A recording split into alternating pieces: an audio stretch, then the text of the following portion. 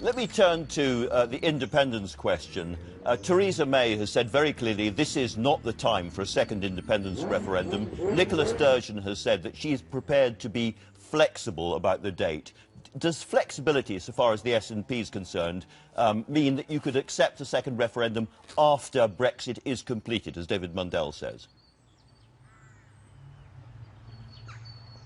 No, the right time for the second referendum is when the Brexit deal, the British Brexit deal, is known, and therefore that can be compared against the prospect of an independent Scotland in Europe. Now, you rightly at the top of your interview talked about Alfonso Dastis, the Spanish Foreign Secretary, and making it absolutely clear there was no Spanish veto against Scottish membership of the European Union. You could also have added Elmar Brok, Angela Merkel's key ally in the European Parliament, who said that that would be a very speedy process this week, or the queue of European MPs in the debate this week from across the continent who made clear their friendship towards Scotland. And then you can see, Andrew, how the tectonic plates are changing in Europe and Scotland compared with 3 years ago. Well, I was going to ask you, this is quite a change in tone from the Spanish government in particular. How important is that in the case for independence in Scotland? Is this a really crucial moment for you? Well, it is a significant moment. I mean, you'll remember, and you should, 3 years ago, President Barroso sat being interviewed by you, comparing Barroso, yes, comparing Scotland to Kosovo. I don't think that Jean-Claude Juncker is going to be doing that anytime soon. On the contrary, there's been a sea change in attitudes towards Scotland. Now, of course, the British press always exaggerated the opposition to Scotland. That was part of the campaign. But there can be no mistaking now the friendship towards Scotland. And the key thing, of course, as Scotland has gained influence, then the UK government has lost influence. I mean, if you're a member of the club, then you've always got cards to play and telling other people you don't want to destabilise things. If you're withdrawing, as the UK is, from the European Union, you've got very little credit and very little credibility across the entire continent of Europe. So the timing of so-called indyref2 is really important. What's your view about holding an advisory referendum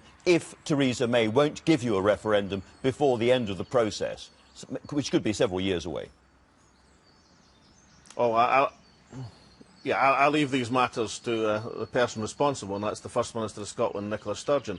But can I just say that, the Theresa May line, this is not the time, or now is not the time, is not going to stand. I mean, back in the day, I remember David Cameron telling me there wasn't going to be a Scottish referendum, but that didn't last against the democratic wishes of the Scottish people in the Scottish Parliament, and neither will the Theresa May line. It won't necessarily crumble today or tomorrow or next week, but over the next few months that line will crumble. Why do you think that's the case? Because no British Prime Minister can stand against the democratic wishes. Well, no British Prime Ministers, but even Margaret Thatcher, for goodness sake, was prepared to acknowledge the right of the Scottish people to exercise self-determination. And remember, self-determination delayed, like justice, is self-determination denied, and it just won't stand politically. So my prediction is that the Theresa May position will crumble over time. But in this context, according to the polls, at least half of Scots don't want a second independence referendum for the time being, and therefore Theresa May can say, alongside Ruth Davidson, this is not the time, and, as it were, get away with it for quite a long time to come.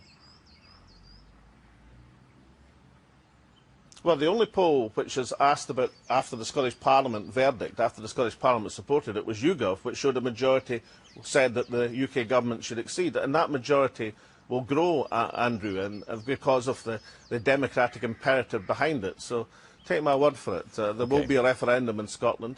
The timing, of course, will have to be negotiated, but the timescale that it should be is when the people of Scotland can make a judgment between the Brexit Britain future and the future of an independent Scotland within a European context.